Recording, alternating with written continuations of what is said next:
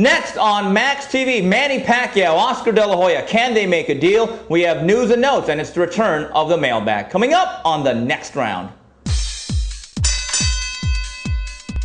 And welcome to the next round. Steve Kim joined as always by the editor-in-chief of Max Boxing, Doug Fischer. We talk boxing once again. We begin round number one where there is no deal as Manny Pacquiao turns down a 30-70 split with Oscar De La Hoya for December 6th. Conjecture is now that De La Hoya will take on Sergio Mora should he defeat Vernon Forrest on September 13th. Doug, give me some of your thoughts on where everything is headed so far. Well, you know what? I'm not going to say that the deal is absolutely off between De La Hoya and Pacquiao. From my experience, when one side of a negotiating table goes public with the reasons, and they say they are financial reasons, or it's because of a percentage of the split of the total pot, it's because they want to win favor with the public. They want to gain some support from the media, perhaps, or maybe even the network that's involved. I mean, I think that the folks on Manny Pacquiao's side, they realize that HBO sees De La Hoya Pacquiao as a real event that they can sell. They know that De La Hoya Mora, while it might be more of an even fight, physically speaking, it's not more of a big event. So I think that they know that there's still a chance that maybe they can get Oscar to come down a little bit, maybe do something like, if not 60-40, then maybe 65-35, exactly. No, that's what I think. I think that's what's happening right now. So I'm not going to say that De La Hoya Pacquiao is absolutely dead. I think that there is a chance that we still might see that fight, that event, so to speak, in December of this year. Here's the reality. De La Hoya Pacquiao is an international event. De La Hoya Mora is a West Coast event. And Bob Arum is now saying, well, we're going to go after Humberto Soto. Here's the reality. Number one, that's a very tough fight. But for the money that he would get paid for Humberto Soto, in comparison to Oscar De La Hoya, which I think is a guaranteed $12 to $15 million, he'd have to fight Soto about 4.5 times. Right. Quite frankly, I'd give up those physical advantages, and I'd try to make that deal with Oscar De La Hoya, even if you're not going to get 60-40. Well, yeah, and folks who are critical of not really Manny, but Manny's team pulling him out of the negotiations thus far, they would argue, hey, Manny, you know, win, lose, or draw, you're a winner. Number one, you're going to get paid more money than you ever made. Number two, if you're just competitive, you rise in stature.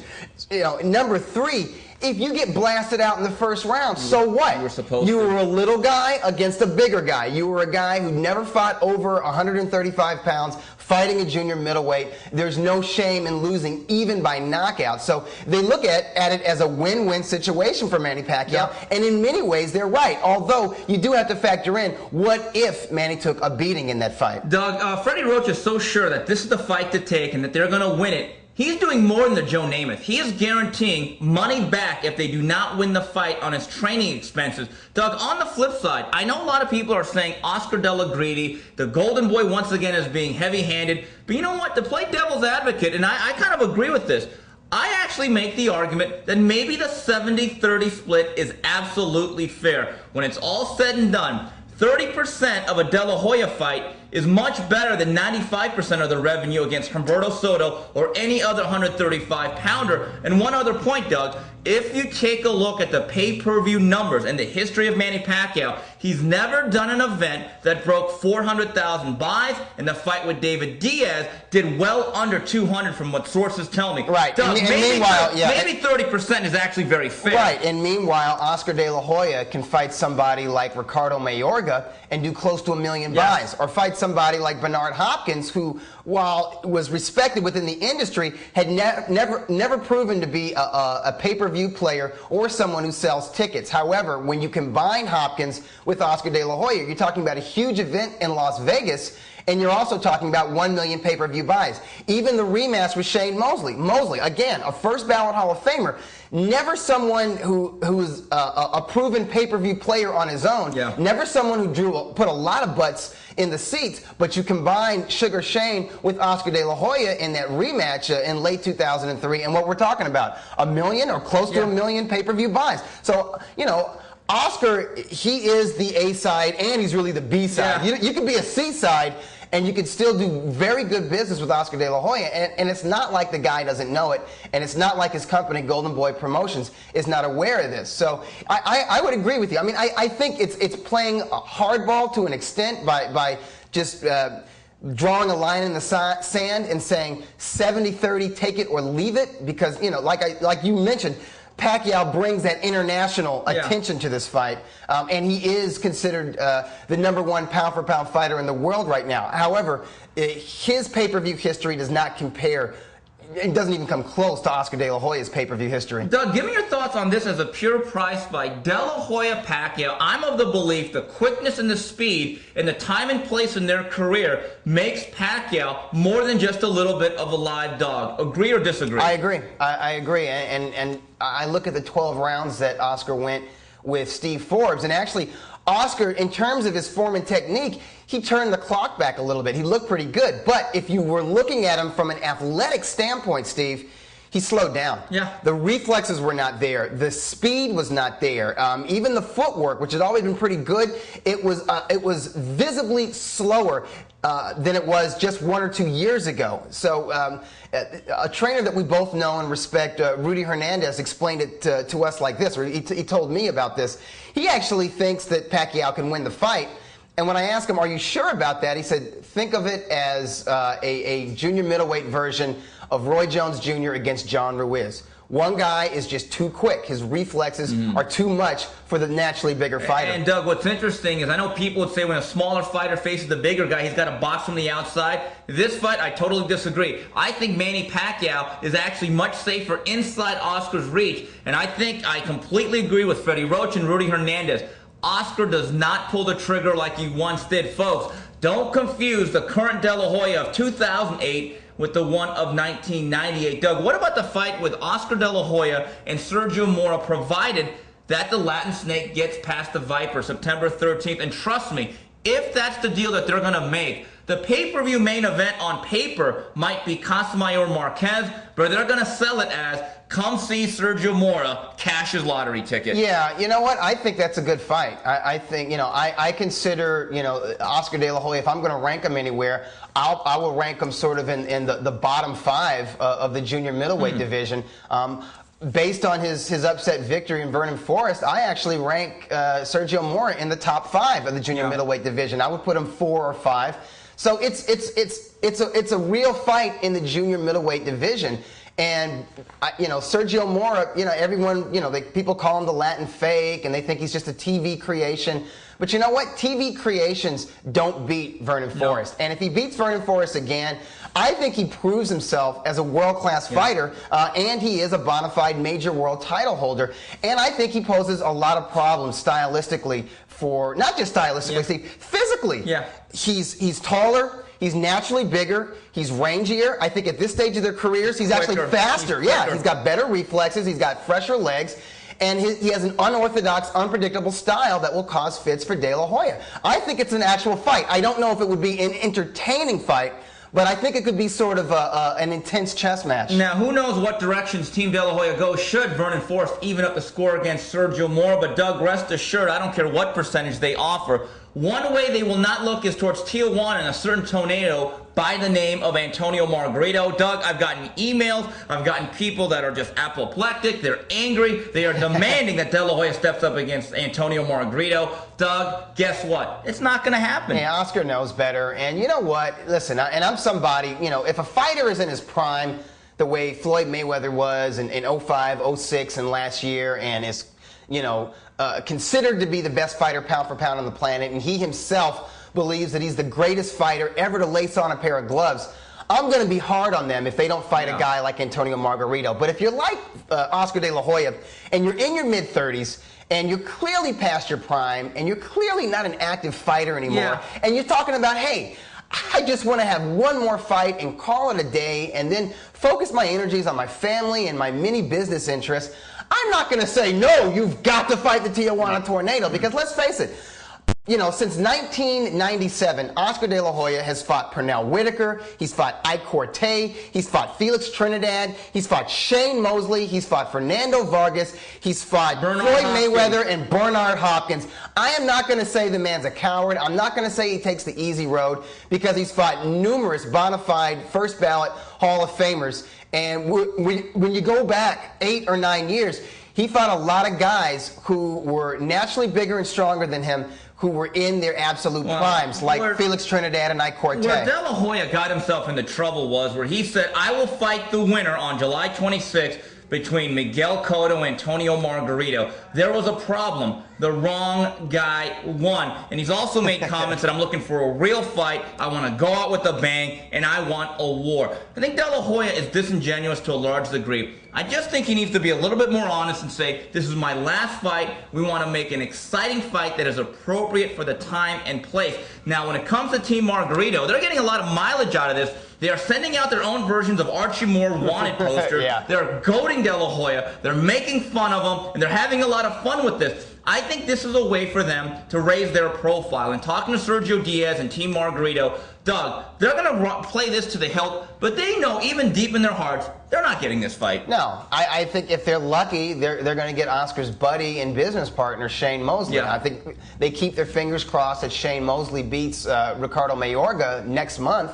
And that's a fight that I think can be built in to a real event. Not a huge event, but at least a West Coast event in early 2009. Doug, December 6th is supposed to be De La Hoya's swan song. If you look at the chess pieces that are out there, Ricky Hatton, Shane Mosley's been discussed. There's still a Mayweather rematch out there. Are you sure? Are you positive this is the last we see of De La Hoya?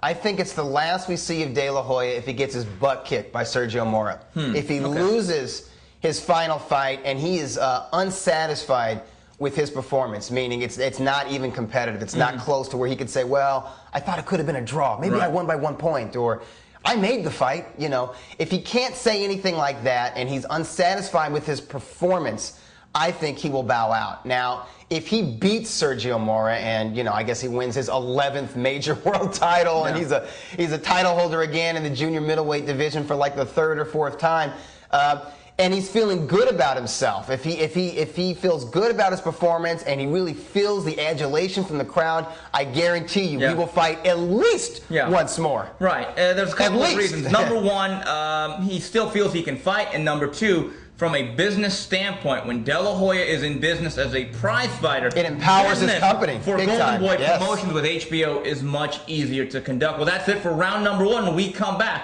we take a look at news and notes. Moving on, round number 2, the next round, Steve Kim, Doug Fisher talking boxing. We take a look at the fight review. Wednesday night fights, Joel Julio, TKO 6 over Jose Varela, and then Joe Green with a 12-round decision over Jose Torres on Telefutura. The comeback in Carlos Hernandez with a 10-round decision over Hector Alatorre. Then on Friday night fights, we have controversy. Ismail Arvin, the TKO 6 against Anthony the Messenger Thompson. Doug, Joe Green, I thought got a valuable experience, 12 rounds. One thing that worries me, though, did an awful lot of complaining. Joe, this is prize fighting. It's not chess. And to me, it's got to be an eye for an eye, a tooth for a tooth. Don't look to the referee. Don't go whining to your corner. Get down to business and fight. Yeah, well, from my perspective, it seemed like Green and his team were underestimating Torres to an extent. When they're saying, well, this fight's not going to go past 6 rounds. Well, then what do you do when you're still fighting hard in the 7th and 8th and 9th round? You have to come prepared not only to knock a guy out that you think is not in your class or that you believe is too small to hang with you. You got to be ready to use your God-given skill and talent and ability. And I don't think he did that to a large extent. I think he went in there hoping to whack, or thinking, knowing that he was going to whack this guy out. He got hit back in return, and he forgot to box in there. I didn't see a consistent jab from him. His balance was off. His footwork left something to be desired. He showed me that he needs a lot of polish before he steps above the Jose Torres level of competition. Doug, I saw a lot of holes defensively in Joe Green, and really, I think this fight more than any other, when he was pulling back on that left hand, his punches had a lot of arc and a Yes, lot of fat. He did not throw short, straight combinations like I'm accustomed to seeing. I'd love to see a fight between him and DeAndre Lattimore at 154. Carlos Hernandez looked like just an older, slower version of Carlos Hernandez. Yeah, and based on that fight, and I honestly felt the fight could have gone either way by a point. I thought it was definitely a split decision. Maybe it could have been an even fight, 5 rounds apiece. But I have to wonder where Famoso is going to go from here. I think he's just an opponent, a name opponent for somebody like Nate Campbell or Julio Diaz if he wins another version of a title, or I don't think he's going to get Manny Pacquiao. That's what I'm saying. I mean, if they're thinking that they're going to cash out somewhere down the line, outside of Manny Pacquiao, there's not a whole lot of huge names at lightweight. Just a lot of tough, badass contenders. Here's what I think is going to happen. Carlos Hernandez is now promoted by Golden Boy. Okay, couple of weeks from now, in about a month and a half, Vicente Escobedo takes on Dominic Salcedo in what I believe is a very, very difficult fight. Now, I think Salcedo wins it by stinking it out. But if somehow, some way, Escobedo wins that fight, I think Escobedo against Carlos Hernandez is that big name opponent. That next step, yeah. I agree. And you know what? I mean, I don't know if that's being fair for Carlos Hernandez, unless he's going to get paid very well for being a stepping stone, basically, for young Escobedo. But that fight is your sort of your classic crossroads bout between the up-and-comer and the faded veteran. But I tell you what, Famoso is as tough as ever. Yeah, there's no doubt. I mean, he's really a marvel in his own right, because with his style, he gets hit with everything. He's a very busy fighter. He doesn't have a whole lot in the way of athletic talent, so every fight, just like this past Friday, is a grueling fight. And you saw he was cut over his eye, and his right eye was completely closed, but he just keeps chugging away, and you have to respect that. Doug, the DC Commission, I have to tell you, giving Ishmael Arvin this win based on the evidence that they had and the admissions of the referee, this is the worst decision coming out of that area since they re-elected Marion Barry. I knew you were going to go there. I had to go there. Yeah, and I get had to bring up Marion Barry. But I have to tell you, Anthony Thompson dominated this fight. Yes, he was well on his way to victory. Ishmael Arvin, I thought, lost at least 5 out of the first 6 rounds. And Doug, I think it's time, like New Jersey and Major League Baseball with home run, fair, foul calls, if replay can be used effectively, why not catch up to the 21st century and use the damn technology? Yeah, I think maybe there are commissions that fear that it's going to be overused, or that members of a fighter's camp are going to complicate matters by, calling into play the instant replay, all that. Hey, that wasn't a punch, that was a grazing punch, or he slipped, and let's go to the replay in that. And I think, you know what, if you use replay, you only use it in really grave matters, like, or something that's very pivotal, such as whether or not a fighter is going to be DQ'd or not because of a perceived infraction, or whether or not a knockdown was a legit knockdown, or whether or not a cut that stops a fight was the result of a headbutt or a legitimate punch. These are perfect reasons to use instant replay. Doug, here's the thing. You outlined very clearly what it can and cannot be used for. For instance, in the NBA, at the end of any quarter or half, you could use it to see if a shot was put up before the buzzer. Right. You can't review traveling. You can't review elbows or fouls. So just set some parameters and have it there to avoid controversy like we had this past Friday in Washington, D.C. And I mean, it was kind of refreshing because the referee did not see the headbutt, and he admitted that, but once he was shown the replay from ESPN, he said, oh, yeah, that was a headbutt, that was the butt that caused this cut. So it was from a headbutt, but then he has to go to his commissioners, and the commissioners are pig-headed, unfortunately. Here's the thing. Even in football, there are a multitude of penalties. It is very clear what can be reviewed under that system. And in terms of the D.C. Commission, there's no doubt in my mind there was home cooking. Ishmael Arvin is from that region. Anthony Thompson is not. I think Anthony Thompson got the royal shaft. However, on the flip side, this is the story of Anthony Thompson's career. He had him down 2 times. Should have got rid of him in early. The third round. His legs are out. Yep. He let him off the hook in rounds 4 and 5. And this is exactly he sort of let him back into the fight, even though he was winning the fight. He gave the guy confidence by not jumping, but by basically not finishing him after he had him badly hurt. Well, they say anything can happen in a fight. So if you have a guy whose heart is barely breathing, Go for the jugular, rip out his heart, cut his throat out, shoot him in the head. I don't want to get morbid, but that's exactly what Anthony Thompson should have done. Now, here's going to be the interesting part. There's no doubt in talking to Cameron Duncan and the management of Anthony Thompson, they will file a protest. You know what? I don't even think that's needed. Everyone saw what happened. However, here's what I want to see out of the IBO, a sanctioning body that claims that they're major. Act like a real sanctioning body and just don't sit behind that decision. Do what the WBC would do and say, you know what? We're not going to allow that to happen. Right, and there's right and there's wrong. Yeah. Right, and that was clearly the wrong decision. And the wrong guy won that fight. The guy who gets his ass kicked should not win a fight from an accidental headbutt. A guy that gets his ass kicked also shouldn't bark out loud the way Ishmael Arvin is, acting like he actually won the fight. Taking a look at the fight preview, Friday Night Fights, Fernando Beltran takes on Takanori Nadlovu, and then on Telefuturo, Daniel Jimenez takes on Fernando Trejo. So I think we have two pretty good mid-level fights here. I think Beltran usually makes for good fights. Nadlovu is a very, very game guy, and then Daniel Jimenez is usually made for pretty good TV. Well, yeah, he's athletic. He's got good skills. He's fast. He puts forth flashy combinations with some nice pop. And Fernando Trejo is a little anvil. He's going to test to see how good a fighter is. If you're too big and too skilled and too talented for him, it can be a boring fight because he can just be outboxed round after round after round. But if he's fighting somebody who's just bigger than him and a little more athletic, who likes to get macho in there, he can make for interesting fights. So we'll see. I mean, I think that Jimenez has the ability to outbox and maybe even stink out the joint the way Anthony Peterson did recently with Fernando Trejo. But if he elects to be macho, and he does have a little bit of a chip on his shoulder, he does like to fight sometimes, even though he can box safely, if he engages with Trejo, it could be entertaining.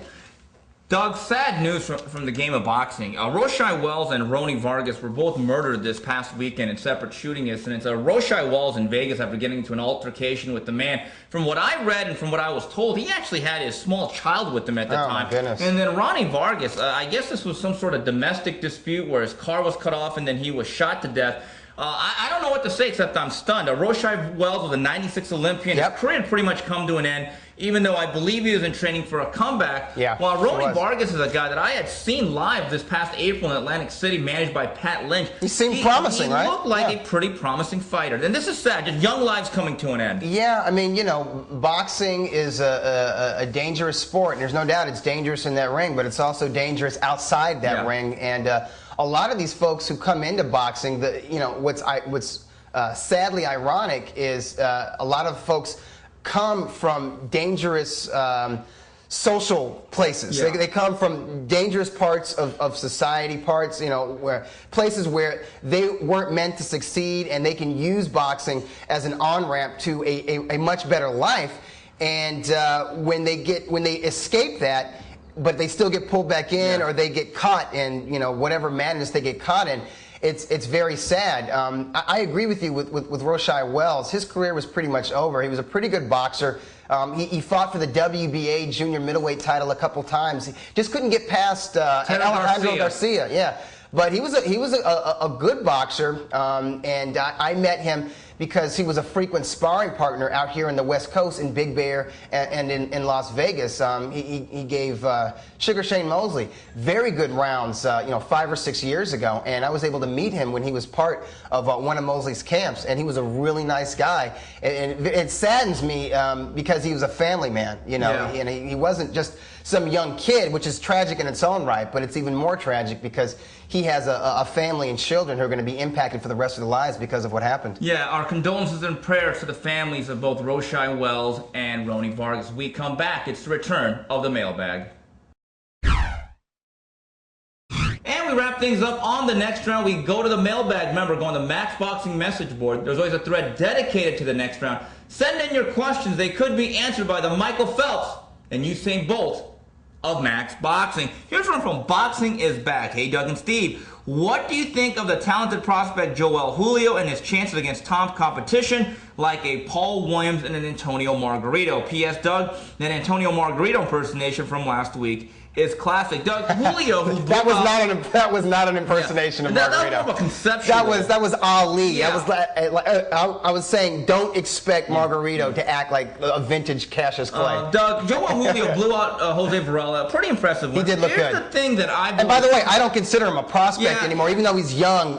This guy has 35 pro fights. I consider him to be a top 10 contender in the junior middleweight division. Doug, here's what I think about Julio. He's the type of guy. He's kind of a poor man's version of John the Beast Mugabe. Great puncher, great TV, pleasing personality, nice guy. But I always get the sense that Julio, against the B-level guys like Varela, will blow those guys out and look spectacular. Yes. But against the more complete guys at the world-class levels, his shortcomings do become pretty obvious. Well, let's not forget, he struggled mightily with Ishe Smith. Yeah. I mean, that's a good measuring stick. I mean, if he's in there with somebody who can employ a little ring generalship, he doesn't look that great. I mean, just look at his one loss against Carlos Quintana. Yeah. He fought a guy who was tough, who was not going to stand in front of him, who was going to utilize lateral movement and counterpunch him, and he was pretty inept. He was kind of sleepwalking in there, and he struggled with Cosme Rivera against an Antonio Margarito and against a Punisher Paul Williams. I think they thoroughly outwork him.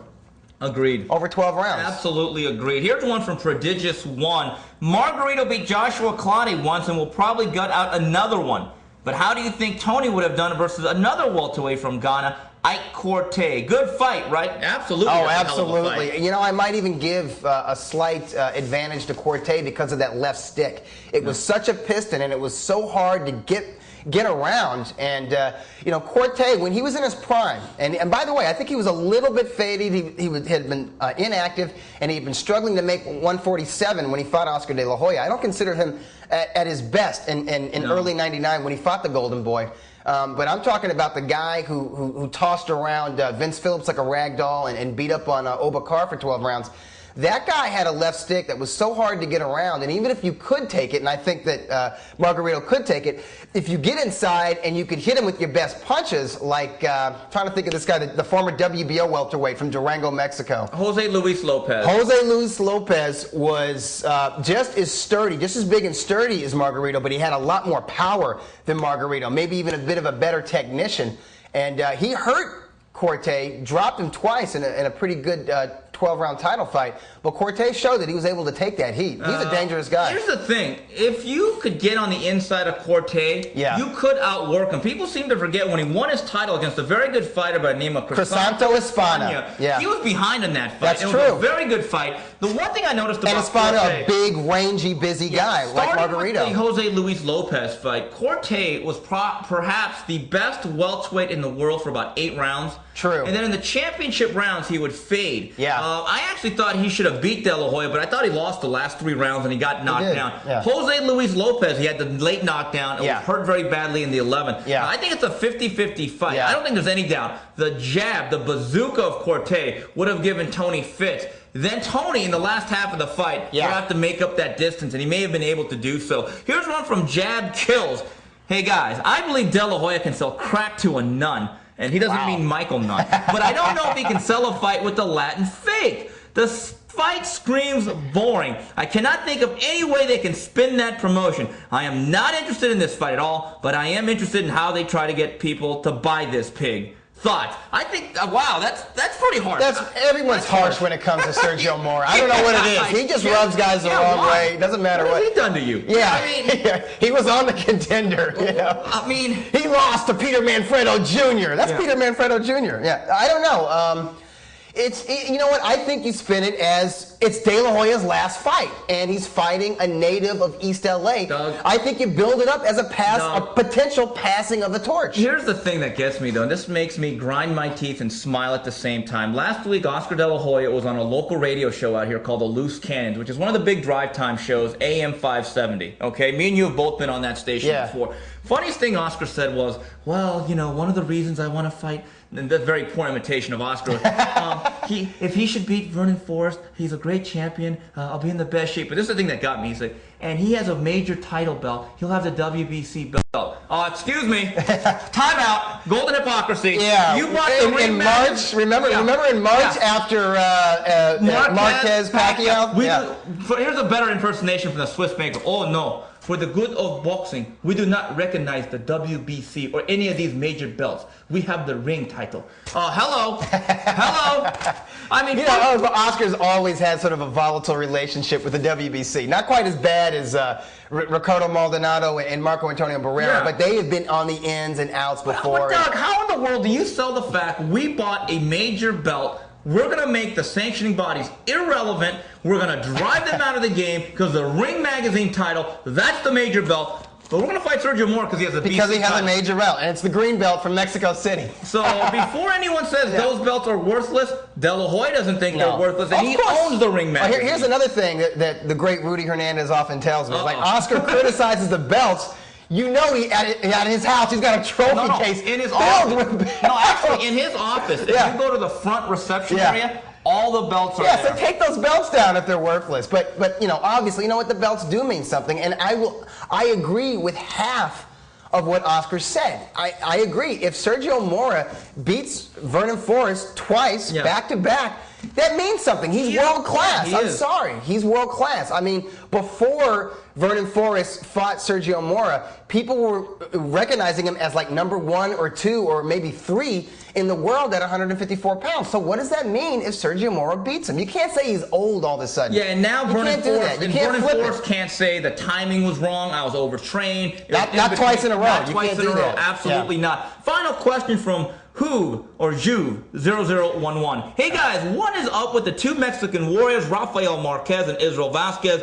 When are they going to see some action? Doug, it's very clear with Israel Vasquez. Frank Espinoza has made it very clear after the March fight. I don't care what you offer me. I don't care when it offered to me. I don't care where you offered to me. We are not fighting in 2008. And quite frankly, that's the right decision. Yeah, both guys are taking a very well-earned vacation. They're letting their bodies and their brains heal. They're letting their nervous systems stitch back together, and they're enjoying the fruits of their labor. They didn't make a tremendous amount of money, Steve, but as this emailer just said, he referred to them as great warriors, and that is how they are being perceived. So I think they've been soaking in the adulation, and they deserve it. And you know what? They deserve the rest of the year off. Let's not forget, number one, that if they had both come in fresh into that rubber match, that was the kind of 12-round fight that neither fighter is the same. Diminishes you. But they had fought 3 grueling battles in a row, back to back to back, in the span of 12 months. They need to rest. Here's the thing.